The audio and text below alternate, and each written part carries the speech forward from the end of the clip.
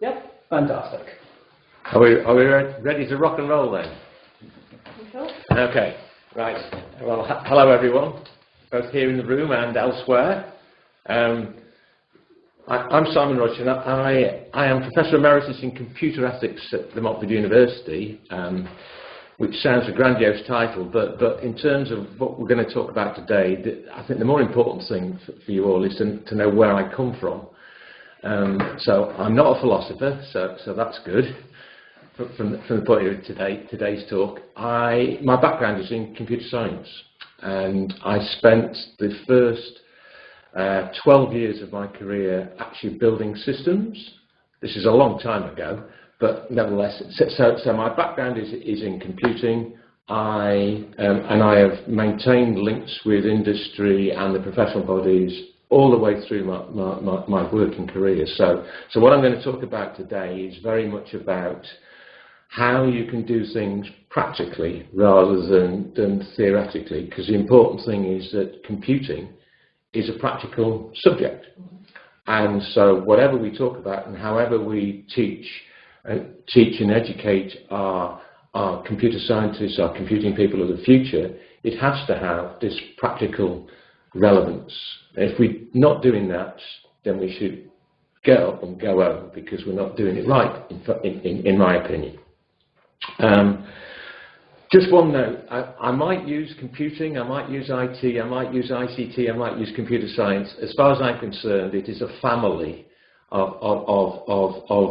within this discipline. So when I say IT or ICT or whatever, it's all the same, okay? There are those who would disagree with that, but I think it's important that we understand that the things are very much interlinked. And the other thing, perhaps to remember is that, as I said, I have worked in the computer industry, and like most computing professionals, I have been associated with one or more failures. That is the nature of our profession. That you always get involved with. You sometimes get involved with systems which fail for whatever reason, and there are maybe good reasons for it, but nevertheless. And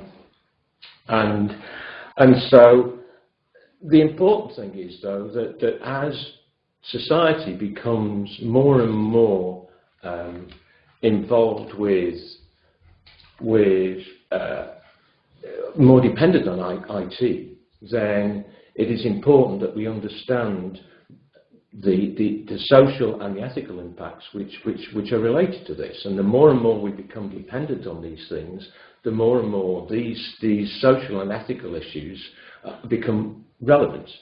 And so teaching our computing students simply the technology, in my view, is not what we should be doing. We should be teaching them about the application of the relevance to society as a whole, and so that they can apply their skills in a positive way rather than a negative way. And there are lots and lots of examples of systems which have caused problems, because we haven't taken that approach. For example, moral algorithms which are used in lots of technology today, which are not properly thought through and are not discussed with those who are going to be the victims of those moral algorithms.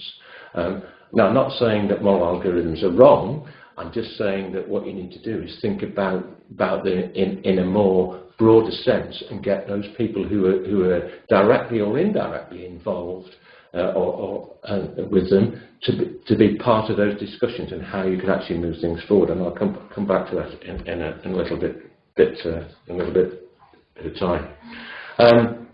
So the more and more we become technologically dependent, the more and more we should be considering about the ethics and the social impacts. Unethical IT leads to such societal damage, often incurred by the most vulnerable people in society. And for me, if you don't address that, then you can't call yourself a professional. You need to think about those things. And we all do ethics. It's just that we probably don't realise that we're doing that. And we all have those ideas. So, 50 years of progress. The grenade on the left-hand side is what which is what I created in the 1970s. This is a covert time bomb that I was asked to put into a design system. I was working for a holding company at the time, and I was asked to actually build this into a system which was being rolled out to a subsidiary company. And I didn't think anything about it. I was a junior programmer, fourth-round programmer, and I was told to actually build this into the system. I found it intellectually challenging, and I was a junior programmer, and somebody told me to do it. I was an uneducated technologist in the 1970s. Has much changed? I would like to think it has, but I do have worries. The second image on that slide is to do with January 2017, when VW pleaded guilty to using a defeat device to cheat the mandatory emissions tests. And it is fact that that cheat device was driven by onboard software, which must have been developed by software engineers who must have known what they were doing at the time. And in fact, there has some evidence come out that they did know what was happening at the time and did nothing about it. And so here we have 50 years of progress. Possibly not. There are still problems around the way that we develop software, the way that we develop digital systems, which cause huge problems to society as a whole. And the profession seems not to be doing much about it. And that is the reason why we really need to teach our generations of the future more about these sorts of things. There are a couple of concepts that we need to think about. This is the first one, which is it's something that the reference is there, but it's about a taxonomy of ethical ideologies. I'm not going to go through that in a lot of detail, but the issue of the time bomb and the defeat software, you'll find that they probably land up in the subjectivists quadrant, which is all about forget about the moral principles. We do what we think is best. We're relativists. Whereas the thing that you perhaps should be erring more towards are the absolutes, where you start to think about moral rules that society is accepting and build your systems around those sorts of things. And the problem that we've got is that there is a tendency in IT, in ICT, for us to be subjectivists rather than something which is perhaps a much better place to be.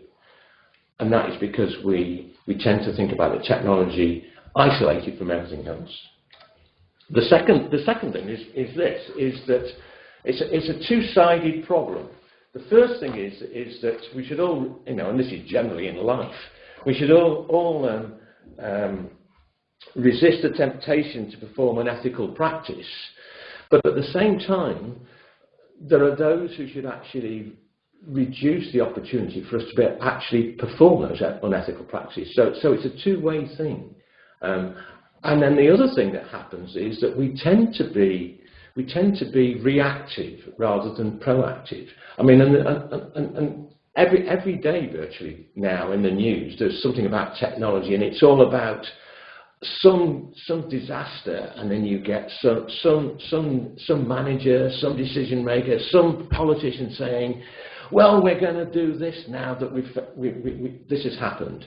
And that's not the way to do it. We should, all right, if things do go wrong, we should react to that. But we should be more proactive in thinking about these ethical issues. And that would stop a lot of the things that have happened and continue to happen. Let's just think about a common problem to sort of give you an idea of this. And that is the issue of data that's held about us. Well, who collects data? Everybody. Just give me some examples. Who collects data about us? Google. Google does, yeah. Yeah, Facebook. Facebook. So these are commercial outfits in the public sector. Any organisation. organisation, like, well, in the organisation as customers that have like a mailing list. Yeah. I mean, lots, and the public sector is bombarded with these things. And why are they collecting that data? To model their business, I guess, to make money, they know it. Yeah, I mean, it's target market. Yeah, I mean, so there's lots of things like that, and so they're using that data so they can do it. I mean, here's just one example. You know, here's a set of people who might be collecting, or groups, sectors that might be collecting data about it. Retail, law enforcement, so on. Some might be offline, some might be online. But it's still, you know, some are private sector, some are public sector. It's still personal data, you know, and so if you look at all that data, that's fine, but then you get a situation where you can start to relate those things. And here's just one example of how you can construct relationships across those things. So you might be collecting data for one particular reason, but if you associate it, and it might have a particular slant on it, but you can then associate it now, well, you've been able to do this for a long time, you can associate it with other bits of data which have been collected for other things, and then you create a view of what you and me are like. Mm-hmm. And the problem is that data is being collected for different things, and so the view that you get may well be skewed and may well be totally inaccurate because you've linked these things together in a particular way, and that is a problem. Those relationships are without a problem, you know, and it becomes more and more problematic as, you know, because this is about big data. Big data has always existed. Marketing got hold of it, called it big data, and suddenly it's the latest thing. But big data's just got even bigger, you know. And there's a slide here which talks about 2013, and I'm never sure how big these things are, but 2.5 quintillion bytes created daily. That's the thing on the left. That seems like a lot of data, and it was all about this definition that it's the volume that you can collect, it's how quickly you can collect it, and it's the variety. So you can mix these things together and you can come up with some view of whatever. The one on the right, the slide on the right, which is this month, I picked up, and that's about data production. And one of the things on there which I picked up, and it's hard to see those things, but one of the things which I thought was fascinating on that data panel was that the data production in 2019 is planned to be in 2020, rather, forecast to be in 2020, is 44 times greater than it was in 2009. So in the space of 11 years, it's going to be increased by 44 times. Mm-hmm. Do you feel threatened? Well, I certainly feel threatened, particularly when you hear some of the rhetoric from some of these organisations. Here's a good example about big data, and this is from the CEO of SAS, which is a leader in business analytics and software and services. Big company, and they state that any big data may be important to business and society as the internet has become. Why? More data may lead to more accurate analysis.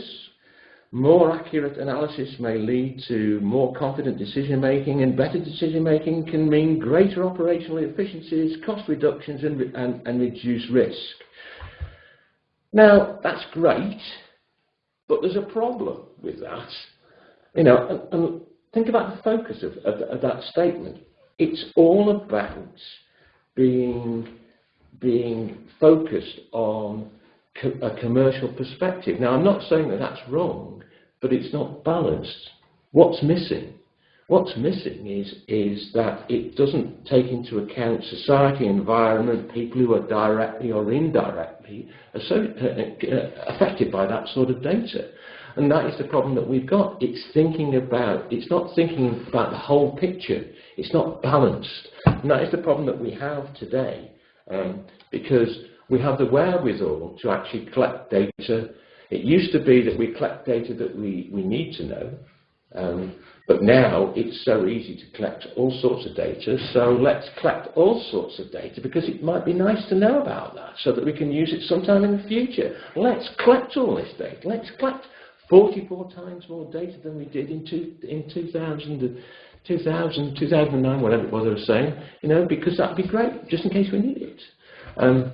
There is a bit of a, dare I use the word, backstop to this, and that's that the new General Data Protection Act, which is coming to force, I think is a step in the right direction, because there are things in there which do start to put a brake on this. You have to actually buy into your data being collected rather than in previous times where we had to opt out. And also there is the right to be forgotten. How technologically you can do that, I'm not too sure. If the right to be forgotten had been in place the moment the internet and the World Wide Web was created, we would have had the right to be forgotten. But today, where all this data is being shared, I don't see how technology could do it, but maybe some of you round this table and remotely has got some ideas how you might be able to do that, but I certainly haven't. So, for the aspiring computing profession, it's this type of issue that they need to understand, they need to be able to articulate, they need to be able to participate in acceptable strategies in terms of how you're going to do this. And I think one of the problems that we have in terms of the way we teach currently, although there are many exceptions to this, is that we tend to teach technology not about, you know, well, should we be doing this system because of this and this might affect these sorts of people, this might affect this environment, and so on. And we need to have more of that blended into the way that we teach things, which leads to a couple of issues which is quite interesting to sort of figure out. I mean, here is the way that, very simply, the relationship in terms of the people, in terms of how you build any IT system. So you've got vendors who provide hardware and software. You've got developers who develop the systems, and you've got the recipients. And so the vendors are both about. And so within this, the only way that this can really work is it's got to be a trusting relationship. So the developers have got to trust the vendors to actually produce the right things, and the recipients have got to trust the vendors and the developers to provide things which they feel comfortable with. Seems pretty simple, but that trust isn't necessarily always there. You know, I talked about the different sorts of things, and particularly on the recipient side, there are the users of systems, so that's the clients and the users. So they're the direct recipients. But then there's the indirect ones, individuals, public, society, who can be impacted on systems. And this trusting relationship across those three things is really important if you're going to actually deliver systems which are acceptable to everybody, or societally acceptable. So that is a huge issue to try and address. It gets worse when you look at this. So, and it's about typical timelines. So here we have an ICT system, and we've got some social norms in place, and we've got some existing law.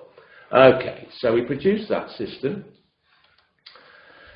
and suddenly we decide, oh, we've got a bit of a problem here. So this system you've produced, it doesn't actually fit in with what we think should happen ethically, and so we now need to rethink that. And that then drives the fact that we perhaps need some new law and governance to sort this. And the thing that's happening with social media at the moment is a good example of that. That's fine.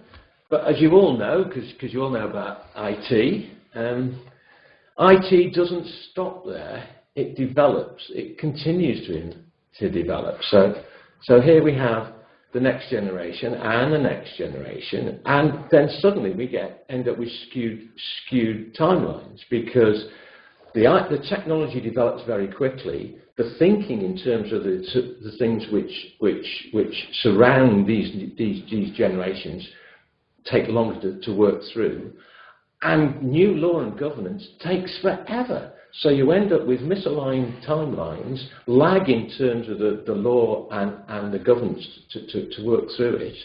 And so you end up with all these vacuums in terms of, what should we be doing with this? And some of the things which have been in the news recently, I think, are because of that. Because we haven't got this in place. So it's the appropriateness of the governance and the laws now. If you look at that green thing, we've got third generation of ICT, but the law and the governance only relates to the first generation. And that's a problem. And that's why you need to have technologists who are aware of these things so they can start to bring those things more in line and so that they are more aware of those sorts of things. Good example of this, this is based on some stuff I did when I was looking at Tesla. Because Tesla admitted that they were actually using public beta testing for their self-drive cars. And they could actually change the software when somebody was driving along, and they were using public beta testing. And then you've got the algorithmic problem, which has been well rehearsed all over the place. And so you're actually using public beta testing for something which is basically safety critical software, but is not actually defined as safety critical software, is a problem. Because then you can do, if it's not defined as safety critical software, then that means you can actually decide how you're going to test these things, what sorts of systems you're going to use, because if it was safety critical software, there would be regulation in place to do it. So Tesla could decide what they wanted to do, what was most appropriate for them.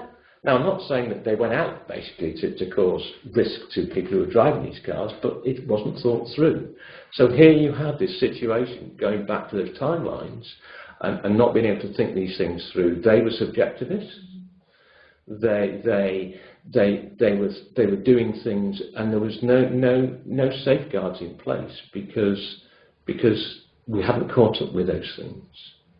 And so this is a good example of the sorts of challenge, and those challenges are increasing, and it's really important that our entrant professionals really understand that, and so that they can voice those things and start to make a difference in terms of how we use IT, which is really wonderful stuff, potentially brilliant for society, but comes with a risk. Without doubt, we need to build fit-for-purpose systems which are okay for everybody, and so this idea that one solution is going to solve everything is totally wrong. One solution is no solution in my view. You need to think about the sorts of people who are going to be using it, the environment which you're going to operate, the impact on society. So something that you roll out in one situation, which might work brilliantly, will certainly not work brilliantly and may cause huge ethical and societal problems in another situation. It's about trying to add in this goodness into the things that we do, and I'll explain to you how we might do that in a moment. Just going to fit for purpose systems, here's an example of unfit for purpose. 1989, there was a fly-by-wire system. Well, it's all about fly-by-wire. So that's the idea that a system replaces conventional manual flight controls. Okay, and so there's been problems with this ever since they started to develop this. In 1989, the picture there is of this jet which flipped over and crashed. The pilot managed to eject, but basically it burst into flames, and this happened many times because the software was unable to actually interpret the control strip movement, and there was a flaw in the software, and it kept flipping the planes, and people were killed. 1989, this year, similar problems with the the MCAS, which stands for Maneuvering Characteristics Augmentation System, which was designed in the Boeing 737, and all these Boeing 737 MAX planes are currently grounded because of this. Two planes crashed, killed all the passengers and the staff, the crew, and it's thought that it's the software that couldn't actually interpret the monitoring, and so it's thought the plane was going to stall, and so it went down, and so when they corrected it, it went down again, and eventually these two planes crashed. And it is believed that there are problems with the software which is causing these things to happen. So over this period of time, in aviation, we have had this fit-for-purpose systems which are being used to transport the likes of you and me. I'm going to fly home. On what type of plane? Oh, it's Logan Air. It's going to be a great one. We had a great flight here, so that's okay. We'll be fine. No problem whatsoever. Yeah. So there's just some examples of the sorts of things. I mean, they're quite serious problems to illustrate the point. But there are lots of more mundane issues which happen every day that we need to think about. And so the question is, well, how can you actually build an awareness and an understanding and a desire to actually address these issues in the schemes that we have for our students? And I've been playing around with this idea with colleagues for over 20 years. And there's a whole set of tools which have been developed over this period, which tries to address building in ICT ethics into practice, and these can be used in teaching, but they're also can be used in practice. And I'm not going to go through every one of those. I'm just going to look at very briefly look at four things which I've been involved in. I've been involved in all of these things, but and then the one which isn't highlighted, which is the ethics case analysis, is the thing I'll be looking at to demonstrate to explore with you how you can use that tool on Friday when we run the workshop.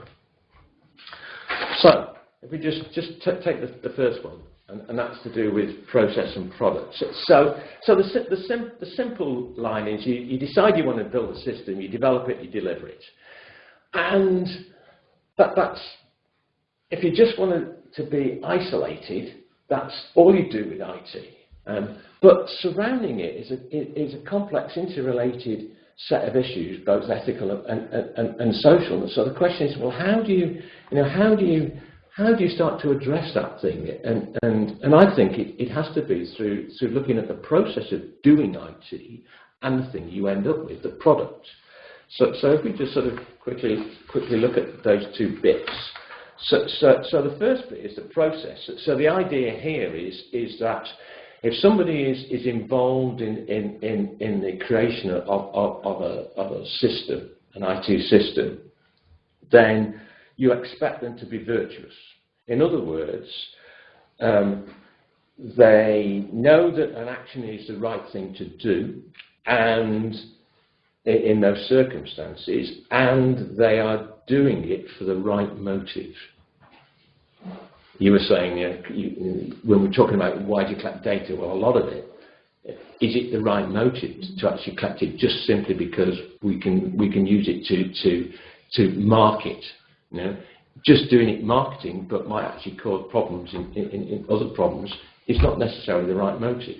So this idea of virtuous action, so the way that we educate and train is important to actually get people to act in a virtuous way, and then the design principles that we have in place, how we construct software, for example. You can actually build bits, and there have been, certainly in the systems analysis area, there's been methodologies which have been put in place, which have been used and are still being used, which actually take into account the thinking about these social and ethical issues right at the front end. And you can do those sorts of things. You can do those sorts of things right down at the software building thing. You know, if we'd got the right design and governance in place, I would never have built a time bomb, even though it was intellectually challenging. And then, particularly as it was actually the source code that people could see. Think about that. How can you build a covert time bomb? Right, no, we won't go down that road, because that's about software engineering. We won't go down there. And so, anyway, and so it's also about the conduct and the things that you can do. So that process is important, the doing of IT. But and the doing of IT ends up with the embedded ethical values that you have in place, the applications, and you've got lots of evolving IT at the moment, and that has impact, because one of the things that's happening currently is the increasing use of AI is in my view, is the current ethical hotspot. You know, because in my view, any AI system will have embedded in it ethical values. I mean, just because you're basically saying, I want this system to do something which up until now humans have been thinking about it. So they've got to make decisions, and therefore they have embedded ethical values in it. And so the question is how do you actually embed the acceptable ethical values in those AI systems? And currently there's quite a lot of work being done on that.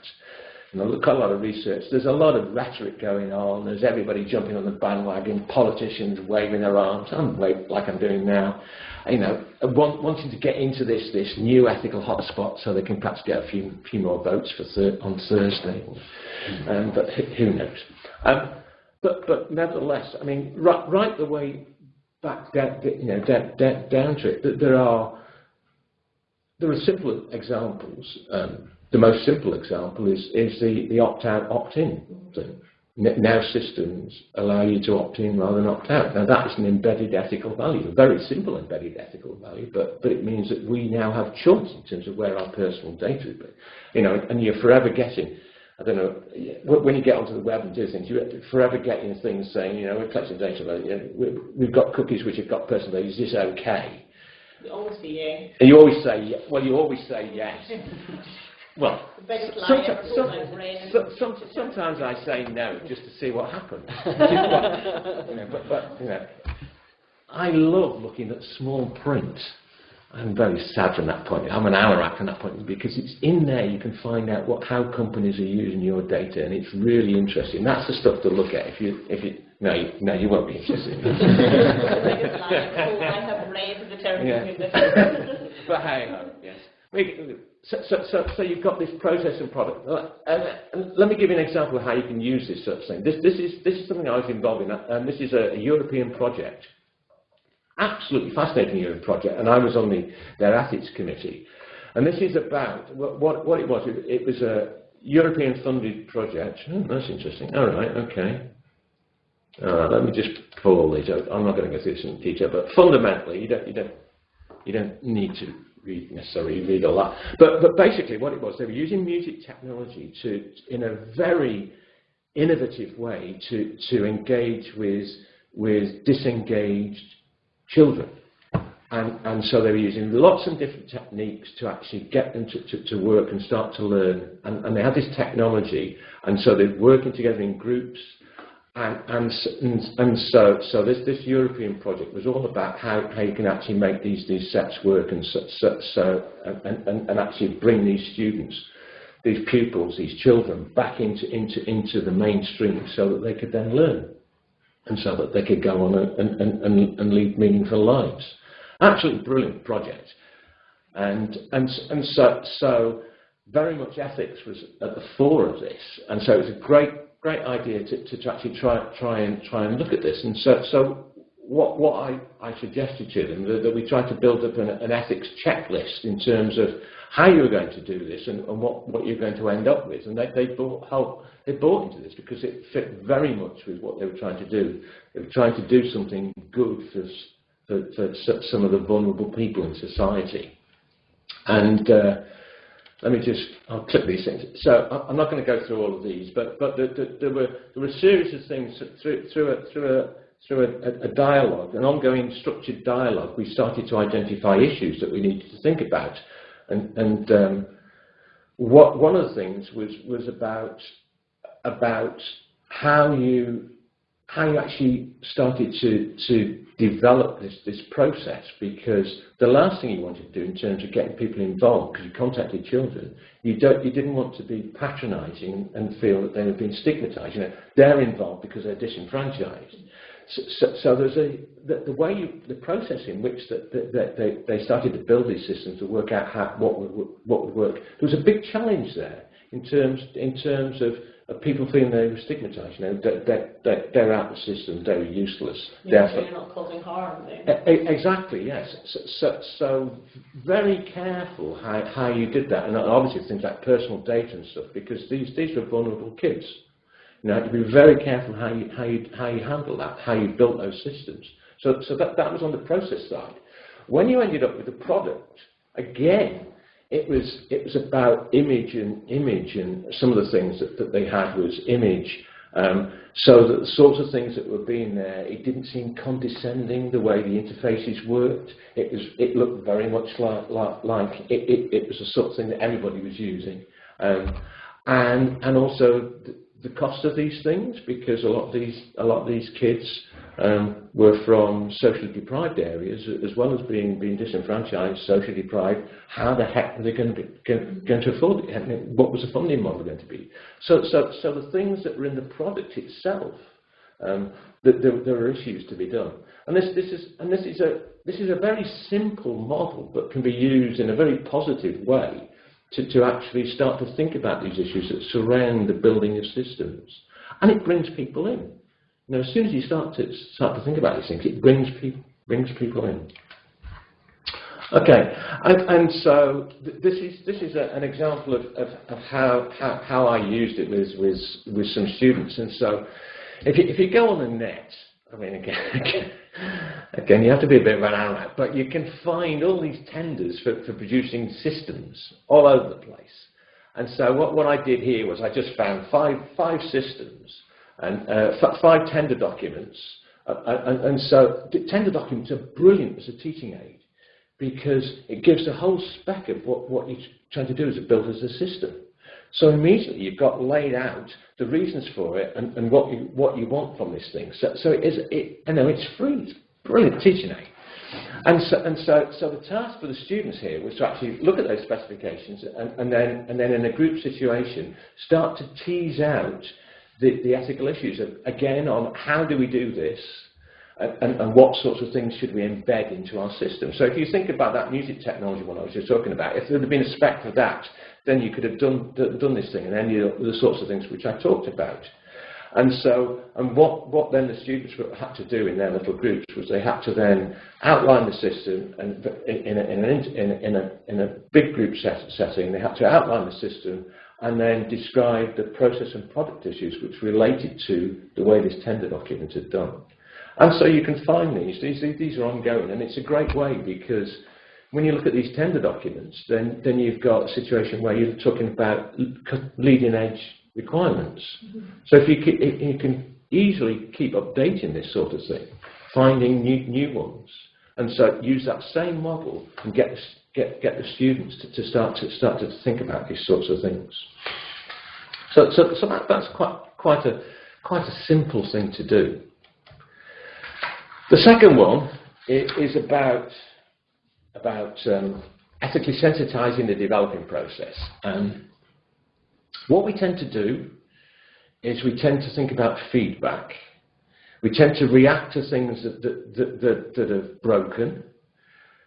So that means that as it's broken, it might have caused harm in a whole variety of ways. So it's too late, and it's all about rhetoric. And so that the emphasis here is on failure. And if things go wrong, yes, you do need to address those things, but that's what we tend to do when we build systems.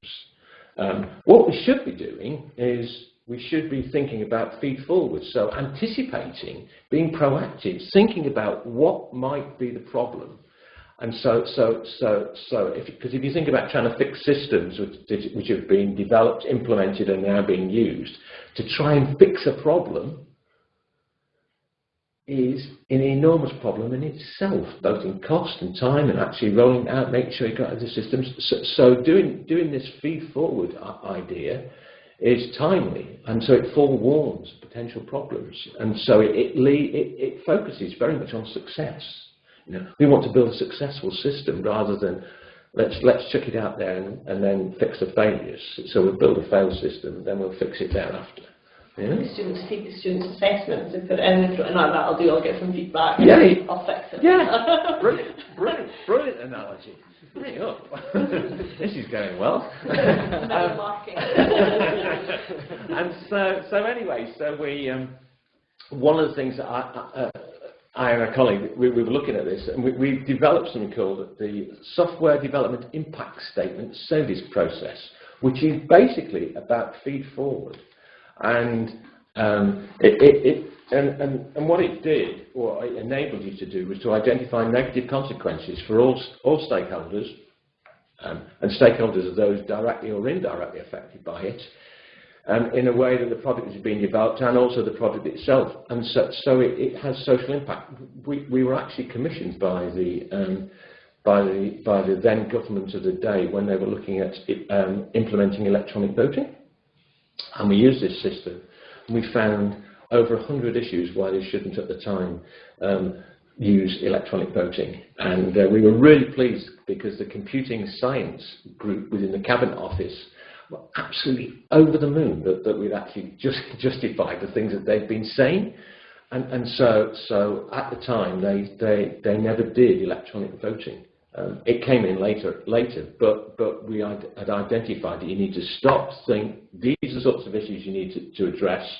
One simple example is, I don't know what happens here, but the first time I voted, and I continue to vote, I go to this little plywood booth and I put my cross on, okay, and chuck it in a box, okay? As soon as you went to electronic voting, personation was rampant, because you got no way of identifying who was the person at the time, and also who was leaning over the person to actually type that thing to say you vote this way. Yeah. Okay, so there were lots of things like that.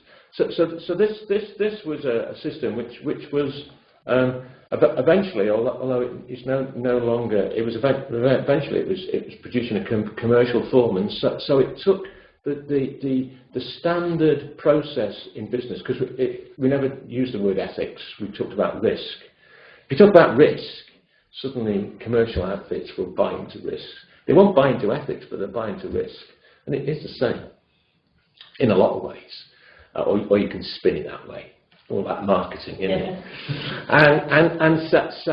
And risk analysis tends to be quantitative, the way that it's undertaken. And what we built in was a more qualitative view of the sorts of things, based on a lot of the codes of conduct which existed around the world, and it created this bank of questions which you had to ask, which took a lot of time, but then came up with some very interesting questions. Okay, and the way that we did this, used this for students, was that we set up computer labs to run this, and so we built it was a chemical company, and it was all about production control system that was in place, and it was based upon a real company, although it was a fictitious one. It was built around those things, and so we got the students then to analyse what the problems were using this piece of software, because it's a decision support tool. And so they spent a long time in a lab doing these things. They undertook the analysis, and then what they had to do was they had to review the analysis to start to identify what the problems were. And and there were lots of things. And so the trick here, remember I said to you about we need our new IT professionals, well, all IT professionals, not only to be able to understand and buy into, trying to find out what the problems are, but then to articulate it and then to communicate these things and get involved in the decision-making bit. Well, our computer science student had a bit of a problem with this, and so what we got them to do was to prepare a presentation for a board of directors about the things that they needed to do. And they were told, you have 5 minutes to explain what the complications of this are, so that the board will actually buy into this and do something about it. And they found that really challenging, but a good learning experience, because that's what you have to do. You have to engage. You have to engage. The technologists know what the problems are. They have to be able to actually then engage with the decision makers and become part of the decision-making process so that they make a difference. It's as simple as that. Sounds easy, doesn't it? Yeah. Okay, so that's the next. The next tool is about codes of conduct. There are lots of codes of conduct which are around, and I was involved in developing the software engineering code of ethics and professional practice, which is still pretty good in terms of today's. This was actually launched in 1998, so it's 20 years old. Wow, gosh. And it's still relevant. And codes aren't algorithms. They provide a framework of ethical principles to reflect and act upon. And inevitably there'll be tensions. When you build a system, there are bound to be tensions, in terms of the requirements, what you're trying to do, who you're trying to satisfy, what sorts of things. There's always going to be tensions. And it's about discussing these things and coming up with a balance and what we think is the right way forward. So you can use these. People look at these things and say, yeah, okay, stick it on the shelf, and that's fine. We adhere to this. I use the phrase, I want to see a well-thumbed code of conduct on your shelf, not a glossy version, because then you know it's being used.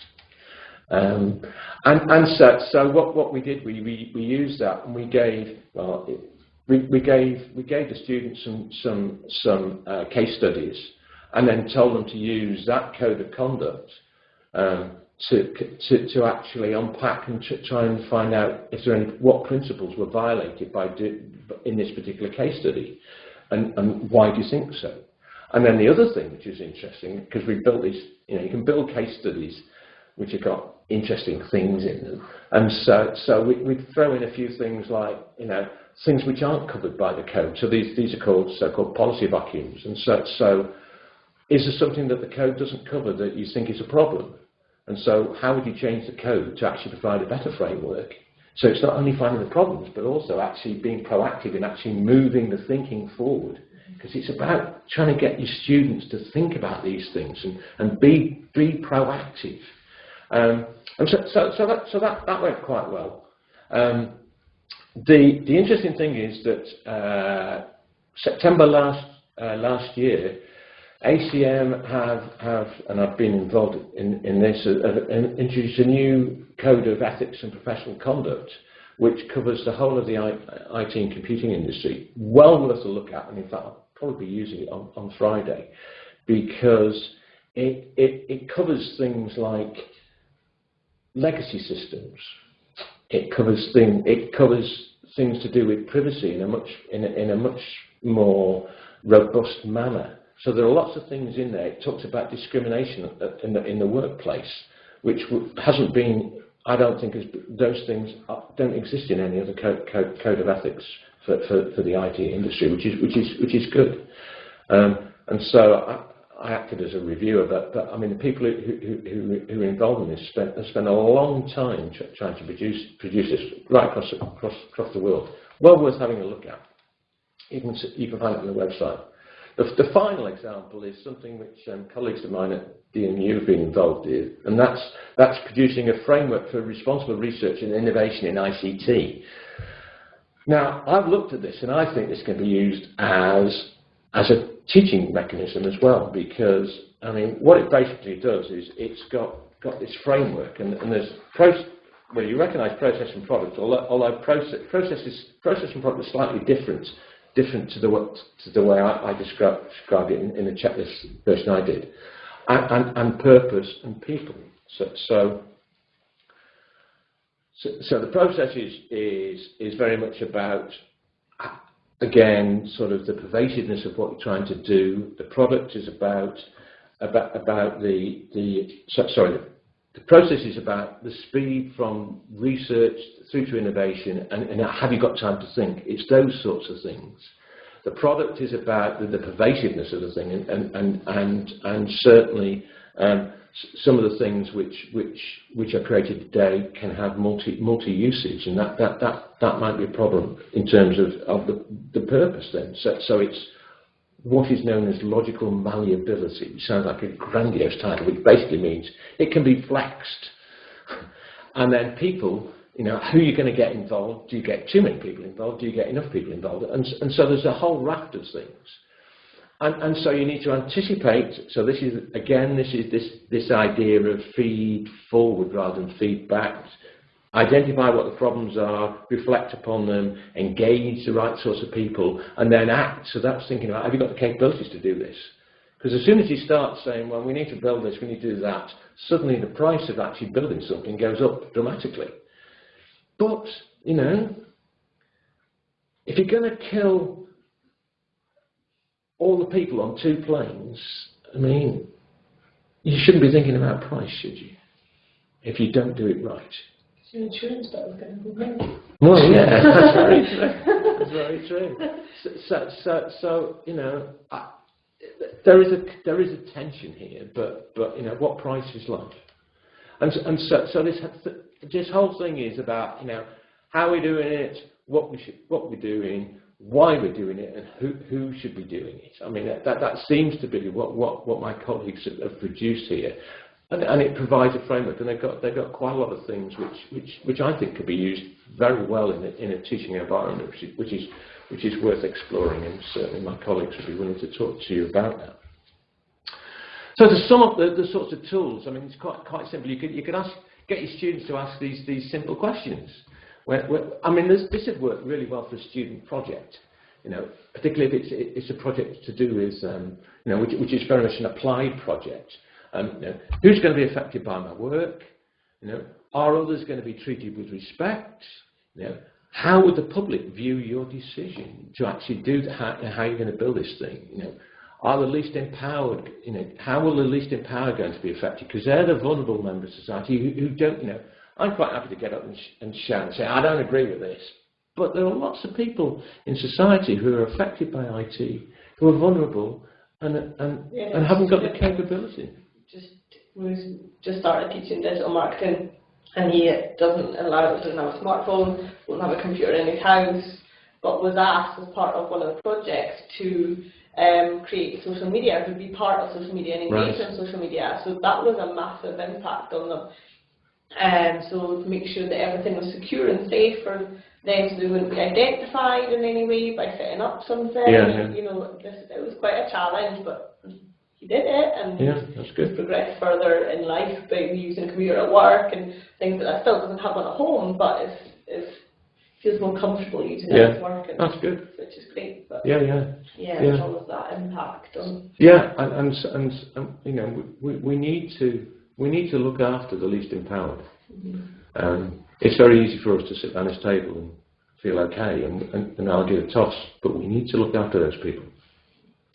And the last one is the virtuous thing. You know, are your acts worthy of the model computing professional? You know, this is about this virtuous stuff again. You know, you do what you think is the right thing for the right reasons. You know, that's a simple thing for really all life, I guess. So that they're quite useful. Okay. So how do you actually run this? Well, I'm totally wedded to student-led activities, because I think, you know, whatever the approach you adopt, and I've given you some ideas of a few tools and stuff, you know, but whatever you do, I think, you know, my experience of trying to get technology students involved in this, the way you can do it is through participative learning. And we were talking about this earlier on, weren't we? And so that's through student-led activities and a whole variety of things. You can do it in large groups. So, for example, even in large groups, I mean, one of the things that works really well is to set some challenge and get them to small breakout groups, and then start to feedback and those sorts of things.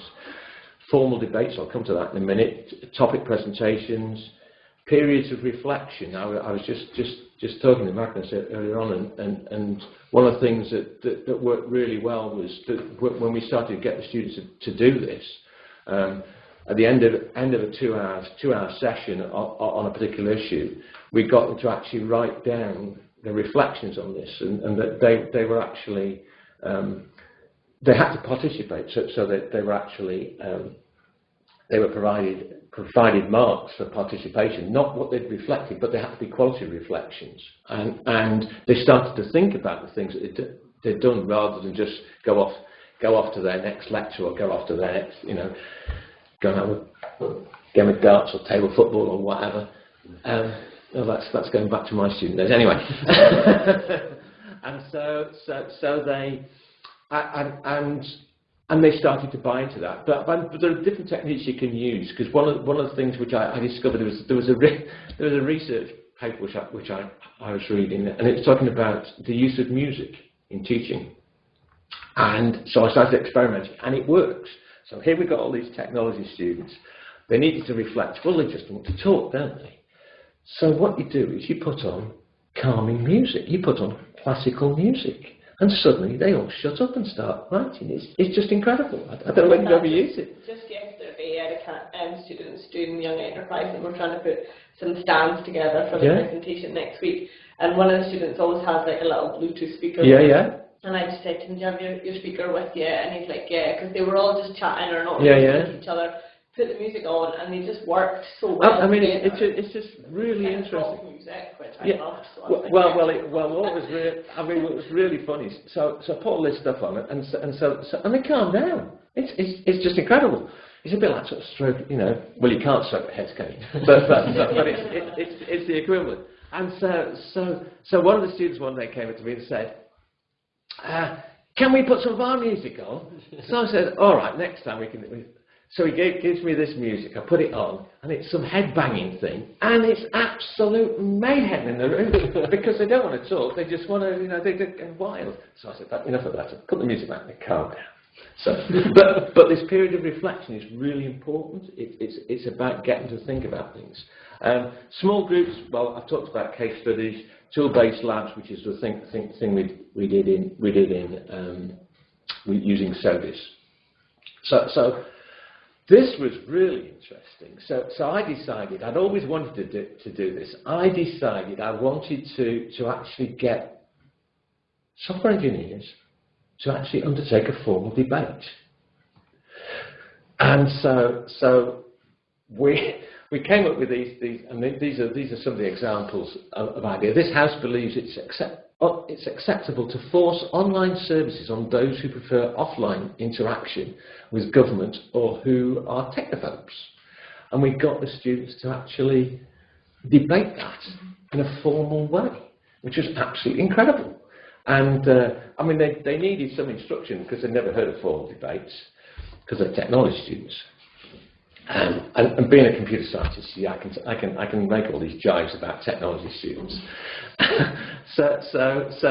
And they bought into it. So they worked in teams, and they formally debated these things, and then they had a vote, we've done that before. which worked absolutely really well, and they learned so much. Oh yeah, those are the philosophers that.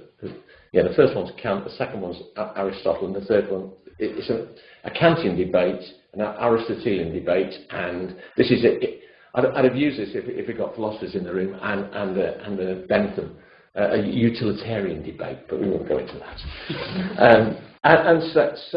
But it gave them the opportunity to actually defend and prove ideas which they hadn't really been able to, had those opportunities before, and to hone the teamwork working skills and to practice public speaking. Because technologists generally are not that good at speaking in groups. That they want to do technology, which is a bit of an issue. But so yes, so that is something worth thinking about. It's great fun. One of the I can remember now. Just it's funny how you remember things. we had this debate one year, and with these teams, this lad gets up, and he's defending one particular side, and then the other team got up and they put forward this argument. Some of the things that they were saying really quite convincing, and so then the vote came up, and this lad who tried to defend this voted for the other side, which I thought was absolutely brilliant. Open-minded, without doubt.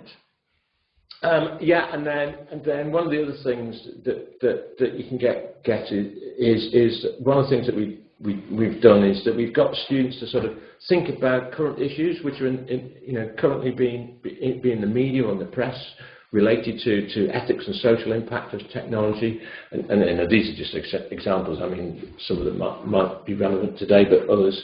And then get them to actually research those things and give presentations. I mean, it's quite a common thing, but then when you get them to actually do it, and we actually created in effect a conference, a little mini conference, and we got other people to come and listen to those things, and they were assessed on that, and they really enjoy digging behind the technology and starting to think about it in those ways, which worked fine.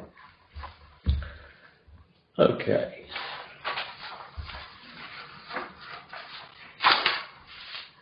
So, I've just given you some ideas of the sorts of things, the reasons why we should embed this ethics, social impact stuff in our teaching of IT computing students, and the sorts of tools that you might think about using. There's lots of things out there which you can gain access to, and it's all about this, and it's got to be student-led. It's got, in my view, it's got to be an experiential journey of maturity. If you experience it, if you start to debate it, you'll start to understand, you'll start to buy in, you'll start to want to make a difference, in my view. Being just told about this stuff, which is what I'm sort of doing at the moment,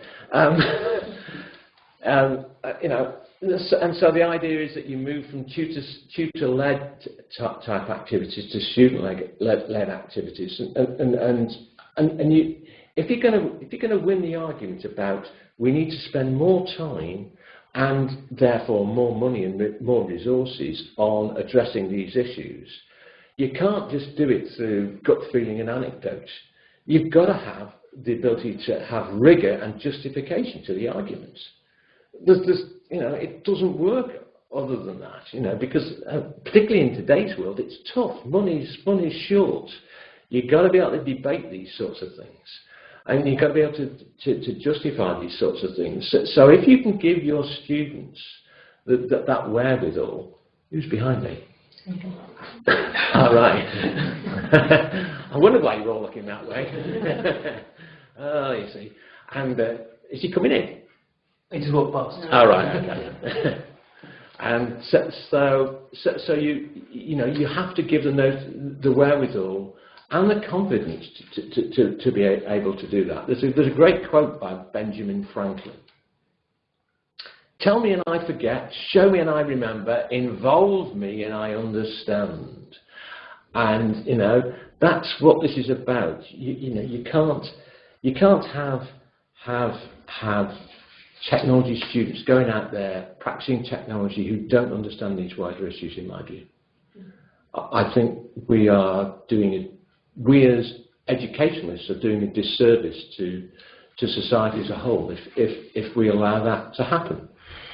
We need to give them those opportunities so that they move from gut feeling and anecdote to rigour and justification. So, there are basically, in my view, three key responsibilities from an ethical and an ethical perspective that we need to embed. We need moral courage to do the right thing, proactive in promoting ethical behaviour, challenging complacency, indifference, and ambivalence, and those who are in the profession and are well established should act as ethics mentors for new entrants. And if you got a profession which was more like that, then you'd be doing really well.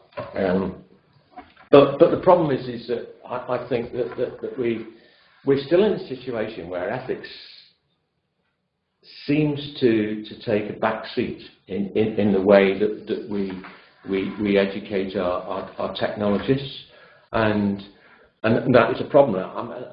And I don't know. Well, there are lots of reasons why it might be. I mean, it might be that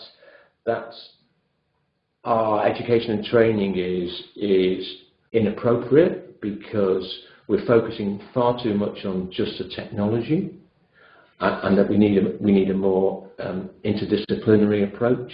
We need to break down those barriers a little bit.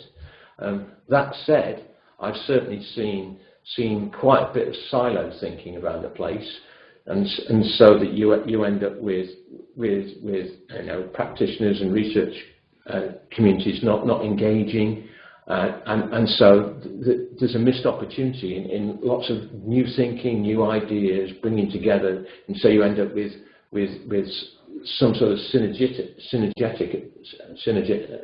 effect, and in terms of bringing those groups together to actually provide a more rich experience for our students. And I think there's a general, it's that slide on the right hand side. There's a general lack of awareness of the dangers associated with technology, and a lot of technologists love to be in the technological bushes and love to do technology, and don't really want to think beyond that, because somebody else is going to tell us what the problems are, what the issues are. That's not my job. It is. If it's not your job, you can't call yourself a professional IT person, because you've got the wrong attitude, in my view. That always scares the people who are about to graduate from a computing degree when you tell them that. But it's things have to change. The new entrants need to have the tools, the confidence, the ability to articulate and resist unethical aspects of system design and implementation. And the other thing that they need to be able to do is they need to be able to freely challenge those decisions by people who are in charge, without a fear of retribution if they think something is wrong. Go right the way back to the VW situation. I can imagine that the software engineers were in fear. Some of them would be in fear of retribution, that they didn't say something. There'll be others who weren't, but I can imagine. I can't believe there wasn't at least one software engineer who was unhappy about doing that. And they have a choice. Do they try and speak out and get sacked, or do they leave in an environment like that? If you look at VW's code of business ethics, it's all about VW, and society is secondary. I mean, I've looked through that thing and it's diabolical. They might change it to that. So, quite simply, there are three things that you need to think about then, finally, in terms of technology. It's about the three E's. Because you've got WWW now, and I've had design, I've had decide, design, and develop. Well, there's the three E's as well, and that is, you should think about efficiency and you should think about effectiveness, but the other thing that you should think about is ethics. And if we can get our students to think about those things, we're onto a winner, and software then, IT will then be positive for society rather than negative. And I think I'll stop there. I'm happy to discuss anything that I've spoken about today. Thank you. Thank you. Thank you. It's funny you say that, actually. When I was a developer back in 15, 20 years ago, choosing the word carefully, an employer who was very much invested in healthcare, shall we say, asked me to change my software to give a skewed figure. Right. For reasons, and I'll be honest, I refused. because and it wasn't, I'll be honest, it wasn't an ethical point of view, so I thought it might lead to repercussions on myself. And from that point of view, I thought, well, I don't put myself in that position in the future, that might come back on me. And so I don't know what they did about it. So it was taken away from me at that point. I mean, the software remained with me, but that little bit of it was taken away, and I don't know if it ever went any further. But I was asked to do something like that to make things look better than they were at the time. I mean, that was a long time ago, and all the people that were there are now retired. So it's happened to me as well. And it is a problem. I had a software engineering student. He graduated. A couple of years after he graduated, the phone rings, and he rings me up, and he was in this situation. He said, and basically he found this situation, which is I can't remember what the situation was, the exact situation was now, but fundamentally the system that he was working on was flawed and was going to cause real problems, and he had raised the issues, and the powers that be had told him to forget it. And he was basically ringing me up to say, I feel I have to whistleblow, and was basically wanting some support in his action, and he went ahead and whistleblew, and he put his career on the line. As it turned out, it all worked out fine, but he had this real dilemma because the powers that be were really didn't want him to do anything. They just wanted to get on with it, and it's a real problem. You know, the technology is dangerous, but because it's so powerful. Can I just ask, in terms of from the health and things, also there's also here about codes and standards of practice. Is there actually a registration body for people working in the IT field, in terms of professionals that actually register? Because we working in health, working in social work or social care, we've got legislation, Scottish legislation, regulation of care, Scotland, which then created the SSC, the Care Inspectorate, Codes of Practice standards. So I'm registered those bodies, so my practice is governed and it influences my daily practice. That's not just in work, but in public life.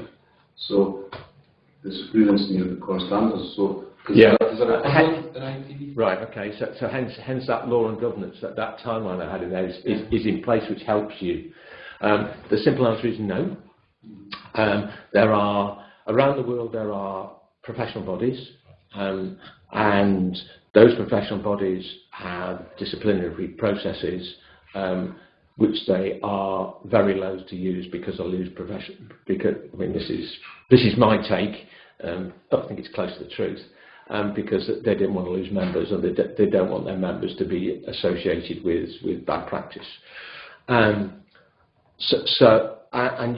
to work in the industry, you don't have to belong to a professional body, unlike engineering, for example. If you're a civil engineer, you know you have to belong to a professional body, and that provides the very thing that you're talking about. So there are no bodies like that. The only place where there are some restrictions are in certain areas of software. So, for example, I mentioned the safety critical software. So, for example, if you're writing software for the nuclear power stations, there are certain regulations which you have to adhere to actually actually ply your trade. And if you don't, then there is some means of retribution in that. But it's also a bit complicated because, and I was looking at this the other week.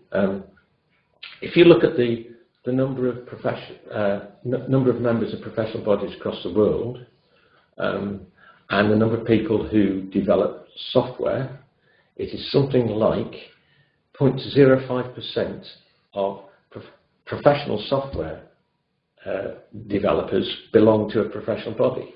So all this effort you put into actually, saying, "Oh, we've got to build these codes," and yes, they're useful, and I think they're useful as teaching tools.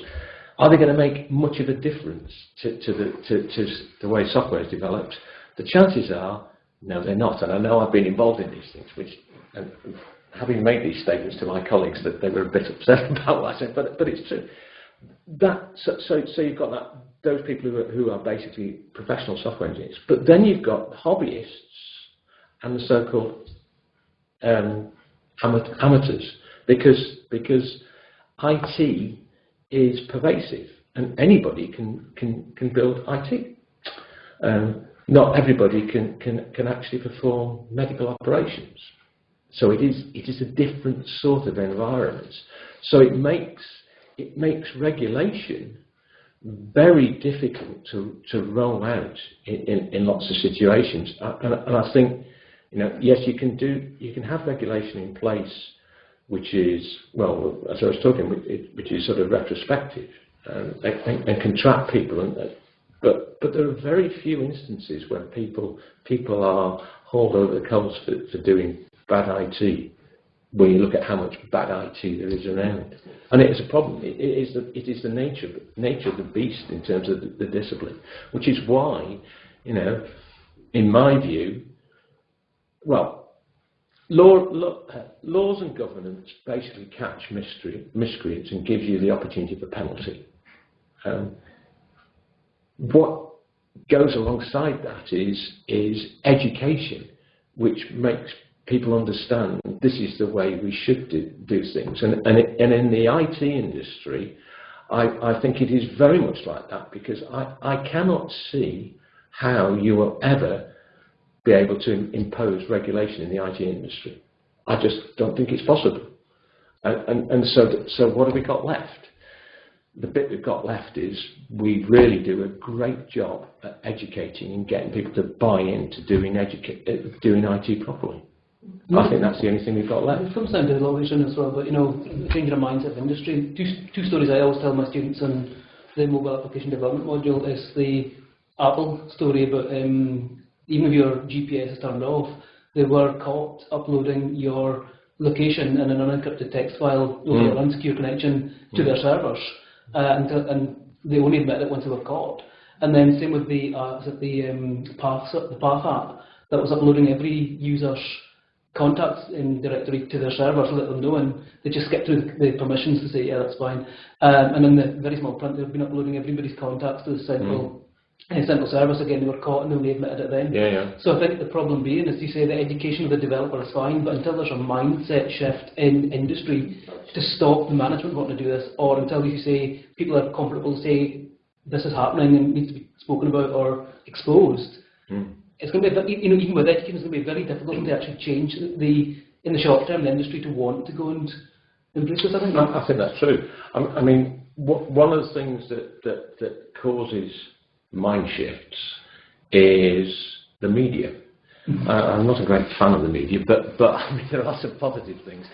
I mean, and recently, some of the things that have come out in terms of failed systems has actually caused things to happen. I mean, the VW thing is a classic, which was found, but then the media got hold of it, and so the whole thing escalated, and it started to address things. But the interesting thing about that is I couldn't, I've written a couple of papers about the VW, and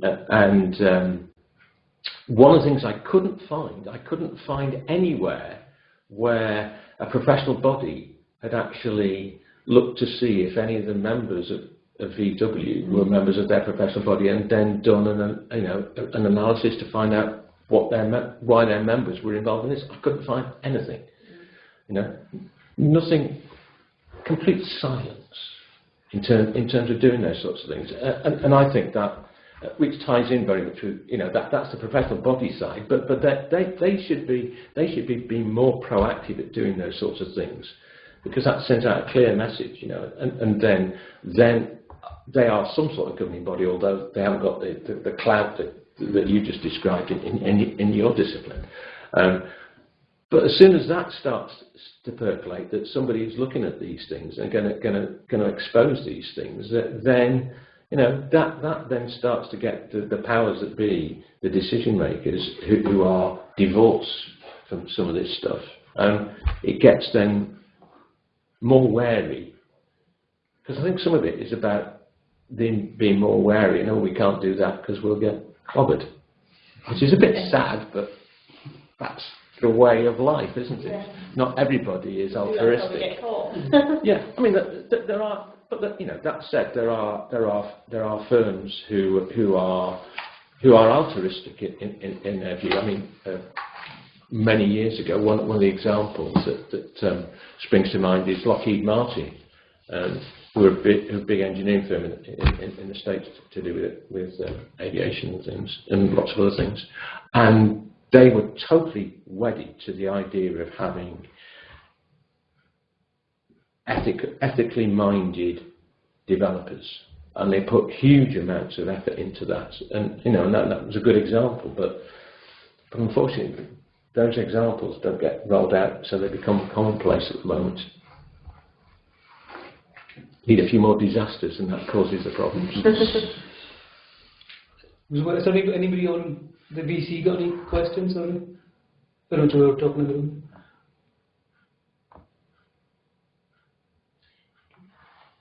They gone? I'm not sure. Well, maybe been on mute. Hi. No, not gone, listening. Excellent. No questions, thank you. Okay. We're still seeing the presentation as opposed to the people in the room. Oh, sorry, that's, I'll take off the screen share.